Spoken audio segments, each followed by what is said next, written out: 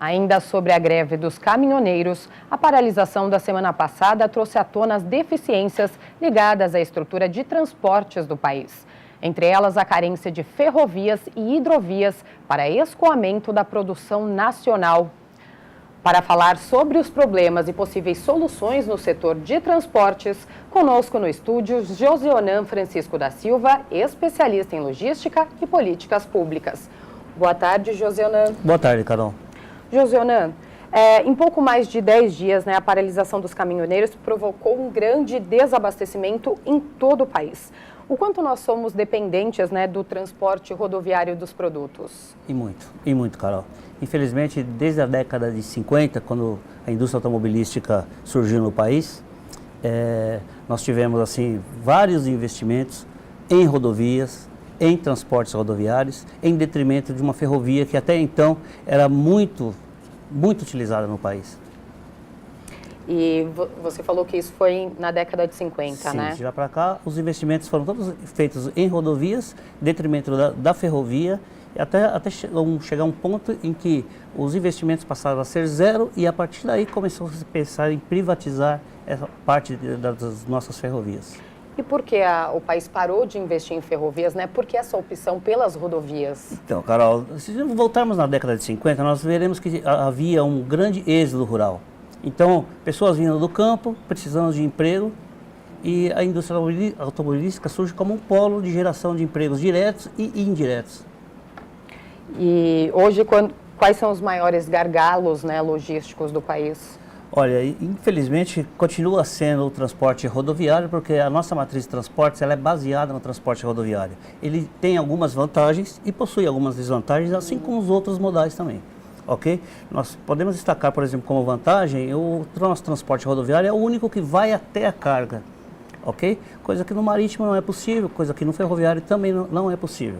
Nós temos hoje no nosso modal ferroviário, ele é responsável hoje por 21% de toda a parte de transporte de produção de produtos e até mesmo de pessoas. 21% contra 62% das rodovias. Então torna-se, basta você avaliar a matriz de transporte de países com um pouco melhor desenvolvido que o Brasil, tipo Chile, que a matriz é praticamente inversa. O senhor falou que, de certa forma, a ferrovia, o transporte marítimo, ele não chega até a carga. De qualquer forma, a gente depende das rodovias e dos caminhoneiros também, Totalmente. Tanto para embarque como para desembarque.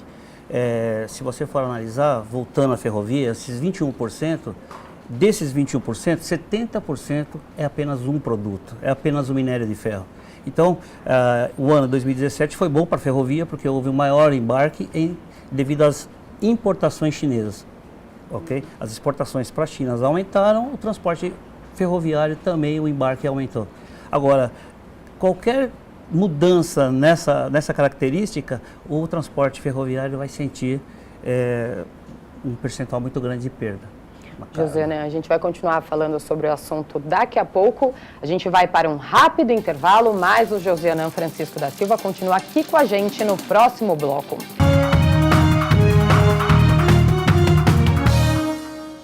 Estamos de volta. Hoje conversando aqui no estúdio com Josionan Francisco da Silva, que é especialista em logística, sobre as deficiências do setor de transporte no país. Josionan, a gente falou da questão do transporte rodoviário, A opção pelo transporte rodoviário também nos deixa vulneráveis às oscilações do preço do petróleo no mundo, com reflexos nos combustíveis, como a gente tem visto aqui, nessas últimas semanas. Sim, infelizmente, eu acredito que vai continuar nas próximas décadas, infelizmente. Embora nós atualmente temos opções a isso. Nós temos aí uma lei de 2012, a Lei de Mobilidade Urbana, e que ela prevê investimentos aí da parte de todas as esferas governamentais, a fim de a gente consiga pelo menos diminuir essa carga sobre o transporte rodoviário, que não só faz mal economicamente, como socialmente e quanto à nossa sustentabilidade também. Aumenta o preço de tudo, Aumenta o preço de tudo, é algo finito, nós sabemos que é algo finito.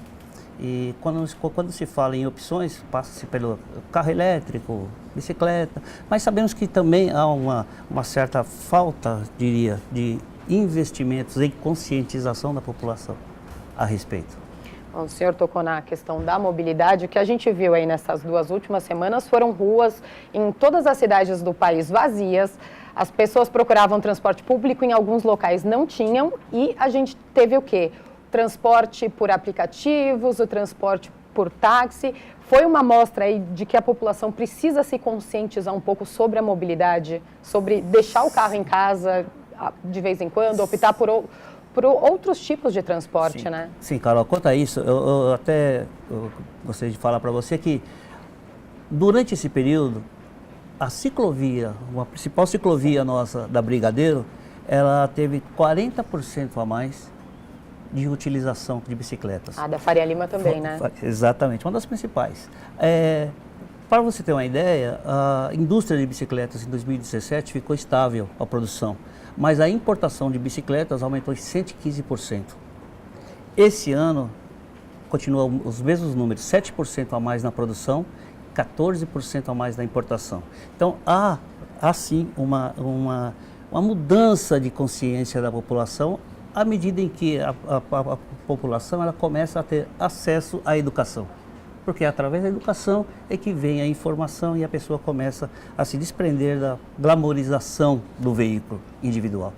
E acho que nesses últimos dias, quem nunca tinha ido ao trabalho de bicicleta e optou, Sim. viu que é mais rápido muitas vezes quando tem trânsito, né? É uma forma um pouco melhor para o meio ambiente, bem melhor, né? Você não está poluindo o meio ambiente, que as pessoas também falaram que viram aí nessas 2 semanas uma cidade mais limpa, sem poluição. Conheceram São Paulo, exatamente. Muita gente aproveitou para conhecer São Paulo. Para você ter uma ideia, o SEBRAP, tem uma pesquisa do SEBRAP agora atual, e que ele diz o seguinte, 30% dos percursos até 8 quilômetros são pedaláveis. 30% das nossas viagens de ônibus podem ser substituídas por bicicletas, porque 8 quilômetros é o que normalmente a pessoa consegue se deslocar no ônibus, segundo pesquisa do SEBRAP, pesquisas novas. Josiana, voltando à questão, né, do transporte rodoviário, além da gente ser praticamente refém, né, dele, os investimentos na manutenção das próprias estradas, né, que seria vital, a gente viu aí diversas matérias falando da situação das estradas, também não acontecem. A gente vê muitos caminhoneiros atolados em lamaçais, estradas completamente esburacadas, né, estradas que não têm a condição, né? Carol, quanto a isso, olha, existem pesquisas que dizem o seguinte, a cada 1.000 quilômetros quadrados, 25 quilômetros são pavimentados no país, contra 430 dos americanos e 360 dos chineses. Então os números, infelizmente, eles não mentem. O que pode estar mudando são as privatizações. Infelizmente, encarece o frete, encarece a nossa locomoção, mas sem a privatização não há como o governo bancar esse tipo de manutenção. Não há. E a gente tem uma estimativa de quanto se perde de produção com isso? Olha, foram números variados, mas o teto que eu cheguei a ler foi em torno de 120 bilhões, porque não foram só 10 dias, existem cadeias aí logísticas que vão demorar para voltar ao normal.